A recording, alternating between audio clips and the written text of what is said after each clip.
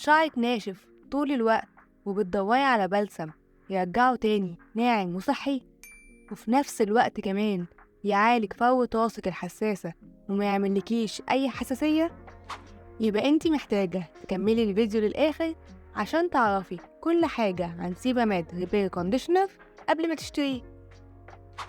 سيباميد ريبير كونديشنر هو بلسم للشعر الجاف والتالف، بيرطبه وبيقويه وكمان بيعيد توازن طبقات الكيراتين في الشعر. والحلو فيه إنه كمان بيعالج فروة الراس، ومناسب جدا لو فروة راسك حساسة لأنه ب pH 5.5، واللي تم إثبات إن ده أحسن تركيز للأحماض يحمي فروة الراس والشعر. البلسم فيه مكونات طبيعية ومغذية زي زيت الأرجان والبروتين الحريري والبنسينول. زيت الأرجان بيرمم الشعر التالف وبيخليه لامع وناعم. البروتين الحريري بيحمي الشعر من الجفاف وبيديله كثافة. والبنسينول بيرطب الشعر وفروة الراس.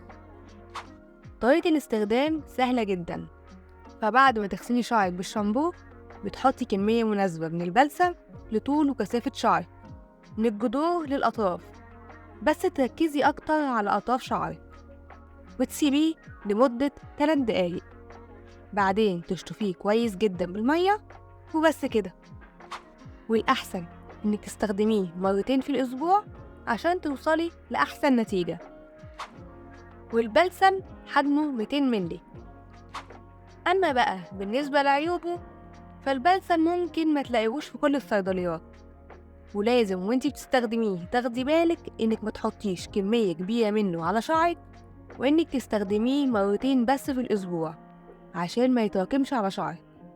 ولو عايزة تعرفي أكتر عن بلسم تاني للشعر الضعيف والخفيف، يبقى شوفي الفيديو ده عن بلسم فيشي اللي بيزود كثافة وقوة الشعر.